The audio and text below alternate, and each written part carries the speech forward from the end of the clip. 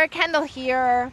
I've been talking a lot about relationships in my videos, and I've been really focused on so many different relationship things, such as how we tell our partners that we don't love them, how we show the love that they actually need to hear, different ways of doing different things, and what our silence, our words, our body language can all mean in the land of relationship.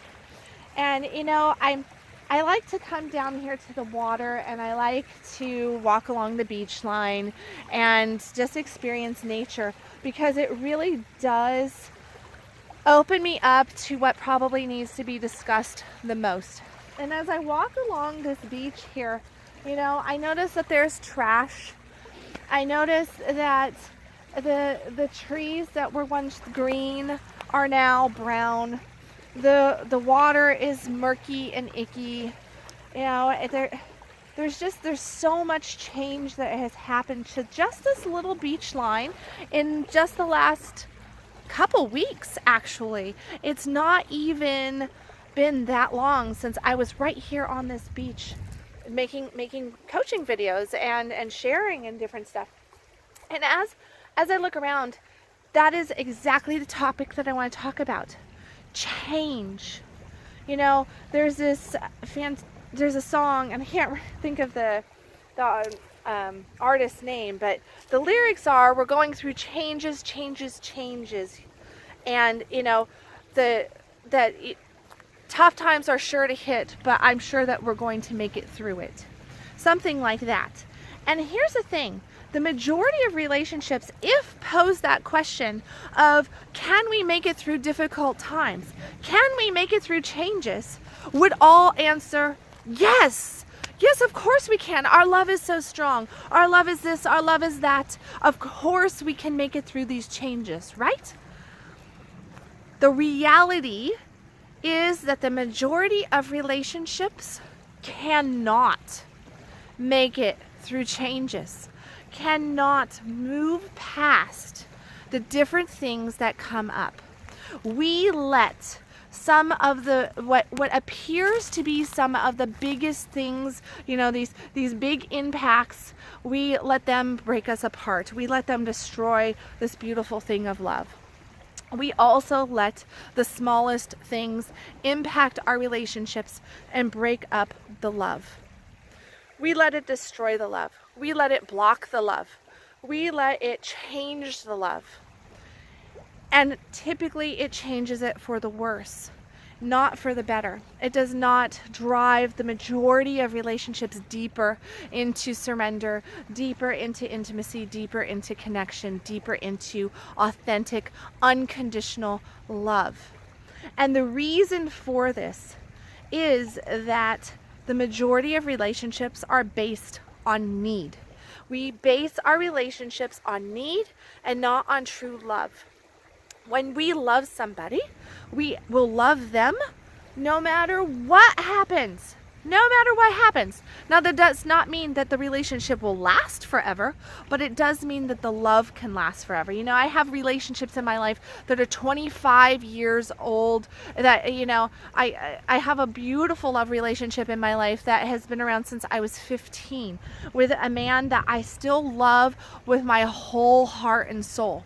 And I really do feel that it is a soul connection. Our lives are not meant to be together. We are not supposed to be in an intimate relationship in this lifetime, you could say. But that doesn't mean that the love's not there. I have this over and over again. I tend to manage to always have deep, loving relationships in my life. And they carry on for many, many years, and I hope a lifetime. I value the love. I value the love, and I do not need any of those relationships. I want a loving relationship. I want a deeply intimate relationship.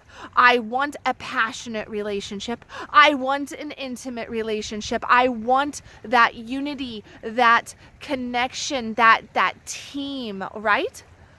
But it does not mean that I need the relationship.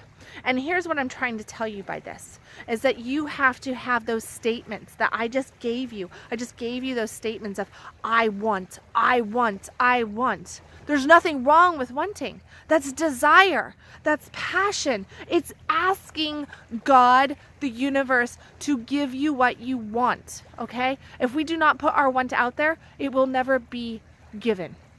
So we have to have the want out there. But if you are saying, I want a relationship with this kind of a person because I want to be happy, because I don't like to be alone, because I feel incomplete, because I feel this, I feel that, I need to have somebody in my life that, you know, I don't like to go to bed alone.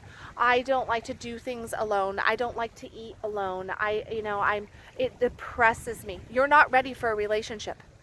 You're not ready for a relationship. So the point here is that you need to do the work on yourself first, to be whole and complete in yourself first, so that you can fully, unconditionally pull in this love-based relationship and have an absolutely phenomenal relationship with this other person, and it be unconditional love-based instead of need-based.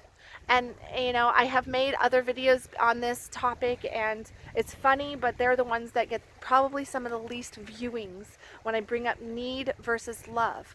But everybody wants to have these empowered, extraordinary, beautiful, passionate fairy tale stories of love. But nobody wants to actually touch on how to get them and deal with the core issue of need versus love. So I ask you, if you have made it 7 minutes into this video, to please ask yourself, why am I wanting a relationship? What are my hopes to have a relationship? Why do I feel that I need to call in a relationship? Why do I have the relationship that I have? What are the things that I get from it? How is this relationship serving me? Do I feel whole without this relationship? Do I feel happy without this relationship? Am I complete? Am I good by myself? Or do I need the relationship to make me good? Ask yourself that.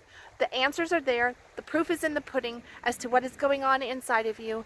And if you really truly want a passionate, deep, fairy tale, romance love story, then know that it is based on unconditional love and not need. Okay? And if this was helpful, if you enjoyed it, please share it.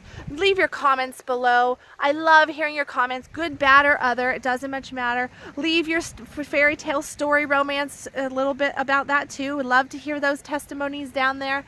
And make sure to follow me at www.kendallwilliams.com or on Facebook on my coaching page. I'm doing 6 a.m. conscious coffee every single morning in the month of December. I'm contemplating continuing that up for this next year as well. We'll see, but make sure to follow me, www.kendallwilliams.com, and please, please, please share the videos and make your comments below. I look forward to seeing you in the next one.